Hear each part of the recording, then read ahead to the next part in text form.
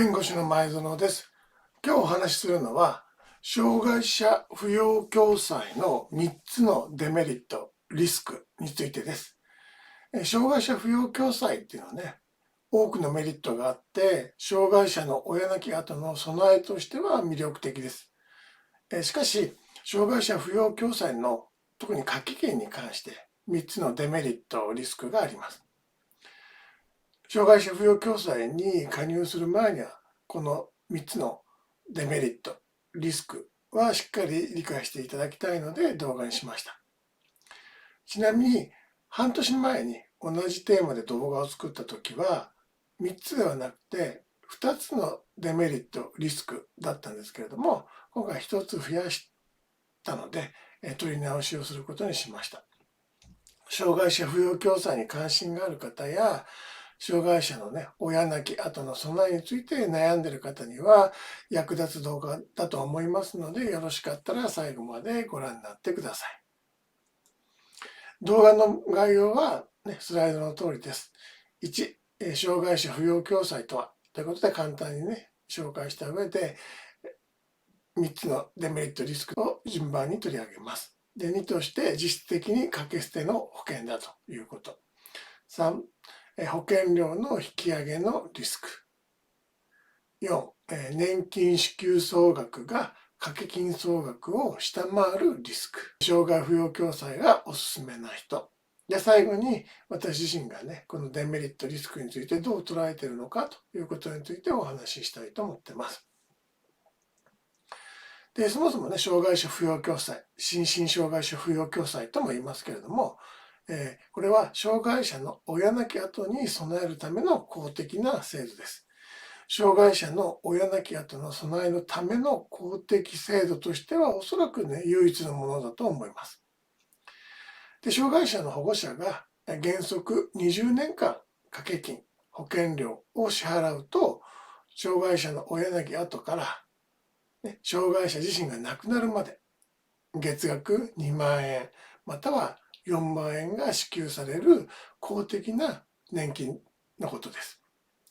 で、ここでね、年金というと、障害基礎年金とごっちゃにね、してしまう人がたまにいらっしゃるんですけども、年金といっても、この障害者扶養共済と障害基礎年金というのは別の制度ですので、ご注意ください。で、障害者扶養共済は全国の都道府県と政令指定都市の条例で定められています。で、これが公的な制度という意味ですね。で、日本国内であれば、どこに住んでいても利用することができる制度なんですけれども、だったら、国の制度にしてもらうといいのかなと思うんですけれどもね。なぜそうしないのかっていうのはちょっと理由はよくわかりません。で、障害者扶養共済のメリットとしては、私としてはね、6つあるというふうに思っています。1つ目がね、公的な制度で安心だということ。それから一生涯の保障だということ。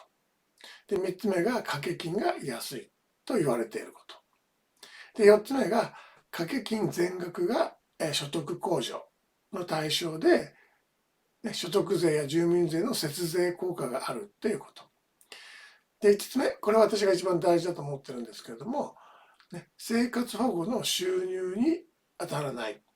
収入として扱われないということ。で、最後6つ目が年金全額が非課税だということです。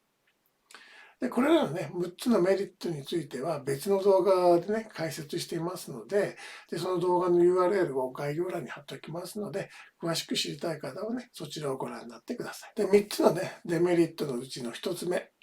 実質的に掛け捨ての保険だということについて、解説します。障害者扶養共済は途中で解約した場合、それまでに支払った掛け金のうち、ほんのわずかしか戻ってきません。つまり、実質的には掛け捨ての生命保険というふうに言ってもいいんじゃないかなと思っています。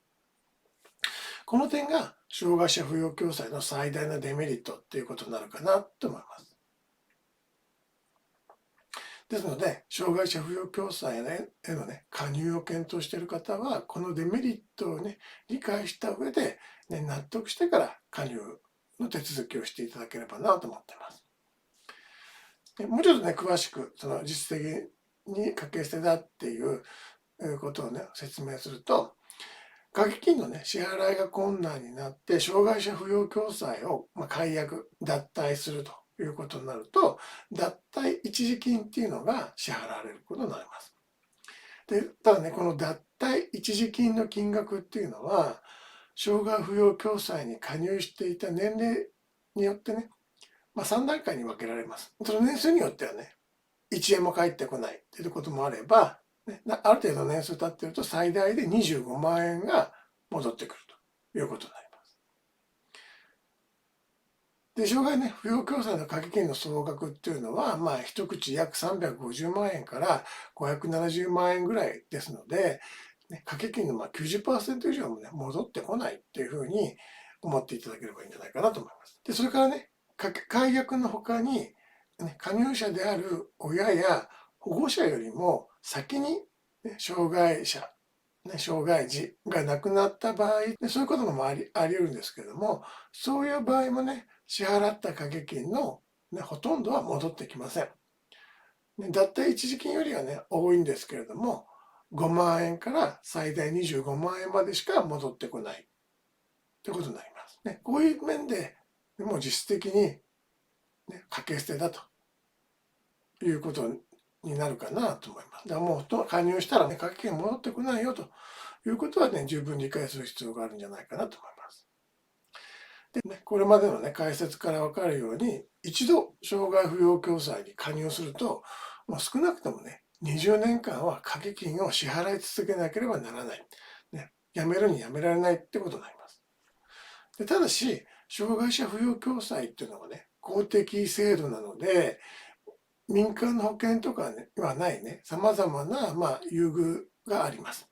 で、特に収入が少ない人、もしくは収入が少なくなってしまった人に対しては、掛け金が減ったり、もしくは0円になる、ね、減額免除という制度があります。で、この減額免除、減免の割合は、地方自治体によってはちょっと違うんですけれども、収入の程度によってね、掛け金がゼロになる場合や、少なくともね、2割、3割引かれるということになりますので、もしね、収入面で掛け金が支払うのが難しくなったよというような場合には、これらのね、減免を使えないかということは、ね、しっかり役所なんかに確認してもらいたいなと思ってます。で、デメリットの2つ目として保険料の引き上げということもあります。で、障害者扶養共済は公的な制度なので、民間のね、保険商品とは異なって、その内容をね、簡単には変更できないっていうことがあります。ただし、ね、これまでね、障害者扶養共済っていうのは、何度か改正、改定っていうのが行われました。それがね、スライドにあるんですけれども、障害者扶養共済が作られて10年をめどに、まず1979年に1回目の改正、改定が行われて、それから1986年には2回目、で1996年に3回目、で直近のものが2008年、10年以上前ですけど、改正、改定が行われています。で、このうち、1996年の第3次改正と2008年の第4次改正において、掛け金、保険料の額の改定が行われました。で、この2008年の改定された掛け金っていうのが、現在の掛け金額ということになっています。で、どれぐらいね、引き上げられたのかっていう引き上げ幅についてね、説明すると、1996年の第3次改正では2倍から2.5倍で、2008年の第4次改正では1.8倍から2.7倍になったというふうに言われています。で、そのね、具体的な数字をスライドの表に表したので見ていただければなと思うんですけれども、これはいわゆる2008年の第4次改正の引き上げ幅に関する表ということになります。で、スライドの左から2番目の列、保険料月額ってあるのが、これが現在の、掛け金額になります。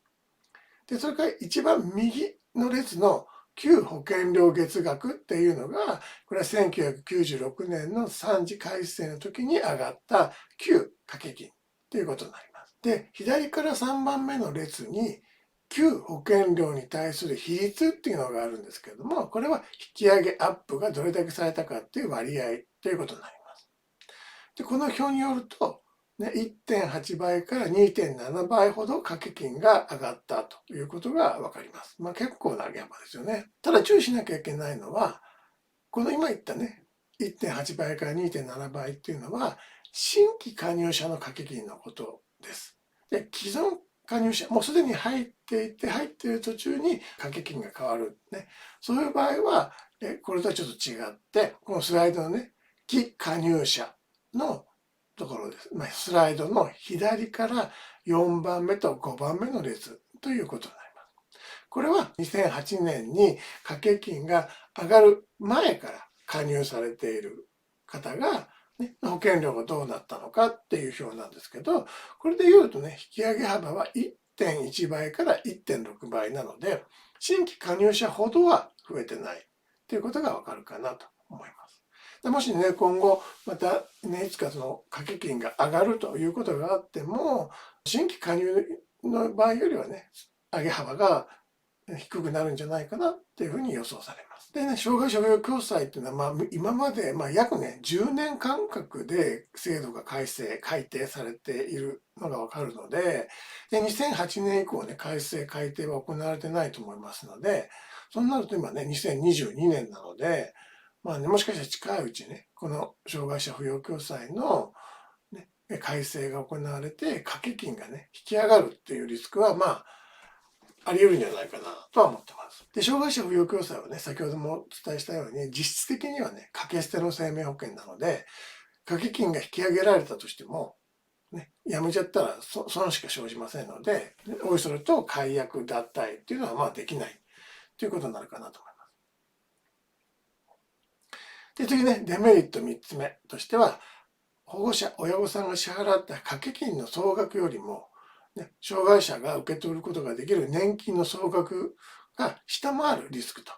いうこともありかなと思います。これについて説明します。で、これどういう場合に起こるのかっていうと、加入者が長生きするとか、もしくは障害のある方がね、長生きしなかった場合、掛け金総額よりも年金総額が、少なくなるリスクというのがあります。でもちろんね、わかりやすく例を挙げて言うと、例えば44歳で障害者扶養共済に一口加入したとします。で、この場合の支払う掛け金の総額は約360万円。これね、減免とかそういうのがない、額面上の金額になるんですけども、約360万円。ね、引き上げもないっていう前提です。で、そうなると、障害者扶養共済のね、年金っていうのは一口2万円ですので、障害者扶養共済の年金が支給されてから180ヶ月、年数で言うと15年間もらえれば、掛け金総額イコール年金総額ということになりますので、損は生じないということになります。つまり、障害者の親亡き後、親が亡くなってから障害のあるお子さんが亡くなるまでの期間ですね。その期間の長さによっては、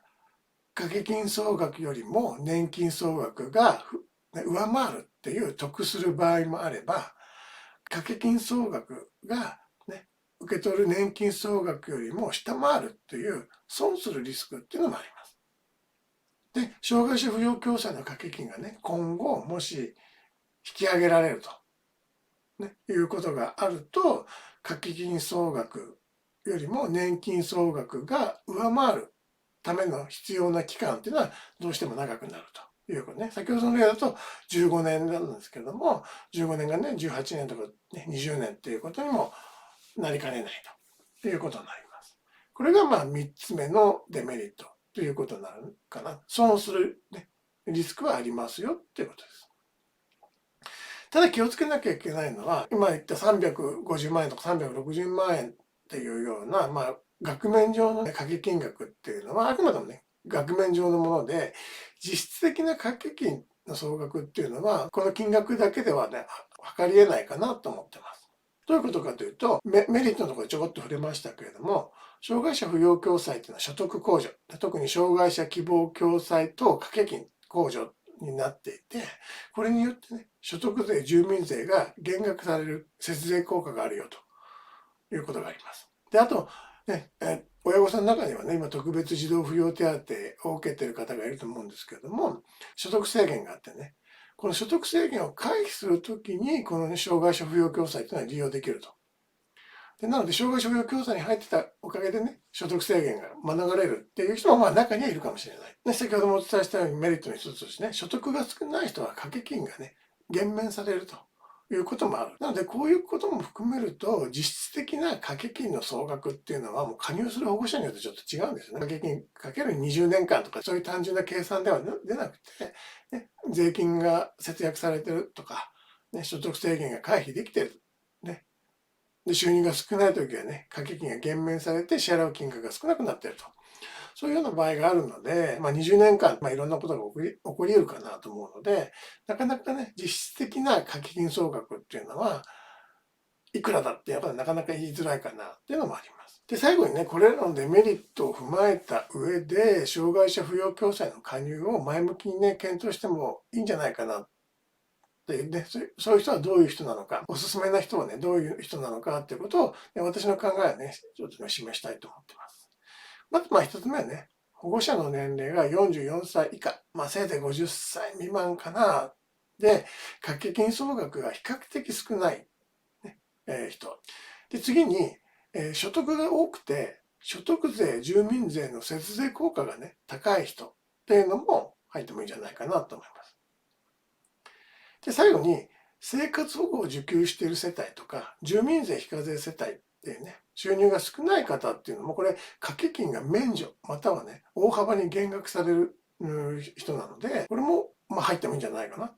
と思います。特にね、生活保護を受給してれば、その間掛け金免除ですから、入っといてね、越したことはないかなというふうに思ってます。で、これらのね、方は、障害者扶養共済のメリットを十分に享受できるんじゃないかなと私は思ってます。なので、そういう人はね、加入を前向きに検討してもいいんじゃないかなというふうに思ってます。ここまではね、障害者扶養共済の3つのデメリットに関するね、簡単な解説になります。最後にね、もう一回まとめると、一つはね、実質的に掛け捨ての生命保険で途中解約などね、するとほとんどの掛け金の払い戻しは受けられませんよということ。二つ目は、掛け金がね、今後引き上げられて、支払い総額が増えるリスク。で、三つ目が、支給される年金総額が、ね、支払った掛け金総額よりも下回るリスク、可能性がありますよっていうことです。で、この3つのね、デメリットを踏まえた上でも、メリットの方が大きい、または免除されるまで掛け金を支払うことができるというふうに判断された場合にはね、障害者扶養共済に加入してもいいんじゃないかなと思ってます。で、最後にね、私自身もすでにね、障害者扶養共済に加入しているんですけれども、そういう私の立場からね、今回挙げた3つのデメリットについてどういうふうに捉えているのかってことをね、お話ししたいなと思ってます。実質的なね、掛け捨ての保険っていう、デメリットはもうこれも一生涯のね、保証ですので、こういう手厚い保証があるので、やむを得ないかなっていうふうには思ってます。で、それからデメリットの2つ目、保険料掛け金がね、引き上げされるんじゃないかってリスクは、これは実質的にはね、デメリット3に集約されるというふうに思ってますので、デメリット3についてね、ちょっと詳しくお話ししたいなと思ってます。で、私自身ね、支払えた掛け金総額が、ね、支給される年金総額よりも上回ってしまう。ね、損してしまう可能性。これ自身は私ね、あんまりデメリットとしては私自身は考えてないんです。なぜかっていうと、障害者扶養共済というのはね、障害者の親亡き後の所得保障の、制度ということになるんですよね。で、仮に親亡き後の期間が短かったとしても、ね、この目的は、ね、達成されるということになります。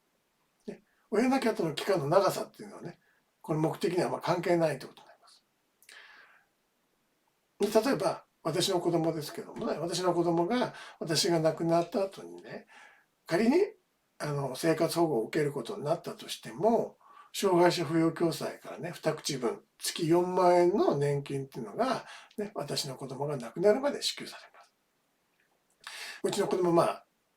物、フルーツが好きなんですけども、その4万円で、フルーツをね、遠慮なく食べることができればね、それだけでも障害者扶養共済に加入してよかったんじゃないかなと私は思うはずなんです。まあ、その時私亡くなってるので、わかりませんけれども、生活保護を受けてても月4万円プラスアルファであれば、まあ、果物ぐらいね、ある程度好きに食べれるんじゃないかなっていうふうに思ってます。で、私自身はこの障害者扶養共済っていうのは、なんかお得な資産形成っていうふうには考えてないんですね。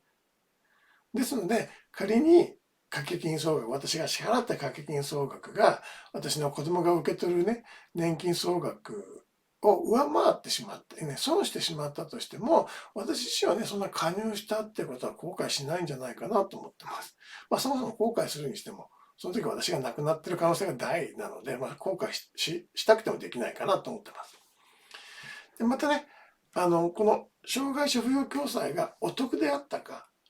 ね、損したかどうかっていうのは、障害者扶養共済の年金を受け取る障害のある子供がね、亡くなった時にしか判明しないってことです。まあね、まあそれはそうですね。障害のある子供が亡くならない限り年金総額がね、掛け金総額より上回るか下回るかなんてことは分からないので、だから判明する時点では、まあ、加入者であるね、多分親である私たちや、ね、で、その障害のある子供自身ももう亡くなってる時なんですよね。損したか得したかが判明するっていうのは。なので、私自身としては、障害者扶養共済に加入して、損した、ね、っていう結果が、まあ、仮に、ね、その時に判明したとしても、まあ、少なくともうちの場合は、まあ、誰も困らないだろうなと思うんですよね。その時私も妻も、ね、うちの子供も全員亡くなってますんで、で、うちの子供一人っ子なんでね。そう考えると、まあ、誰も困らないですよね。仮に損してたとしてもね。っていうふうにまあ私は思っているので、なので、まあ、3つ目のデメリットっていうのはもうデメリットというには私は値しないかなっていうふうに私自身は思ってます。ただこれはね、やっぱり、他の方であればね、その分他の資産形成に回せたんじゃないかっていうふうに思うと、ね、この障害者扶養共済よりもね、障害者の親亡き後にとって役立つ制度があるっていうんであれば、まあ、そちらにね、お金を回してもいいのかなと思うんですけど、私自身ね、なかなか障害者扶養共済の強力なメリットに匹敵するようなね、民間の制度とか、まあ、もしくは親が何とかできる法制度っていうのは、今のところないんじゃないかなというふうに思っているので、まあ、デメリットはあるもののね、障害者扶養共済入っとくというふうに私は話しました。今日はね、これぐらいでおしまいにしたいと思ってるんですけれども、この動画とほぼ同じ内容のブログがね、私のウェブサイトの方にありますので、動画で、ね、だけではなくて、文字でも見てみたいなって人がいらっしゃったら、概要欄に URL を貼っておきますので、そこでアクセスしてご覧になってください。でね、今日もちょっと長くなりましたけれども、最後までご視聴いただきありがとうございます。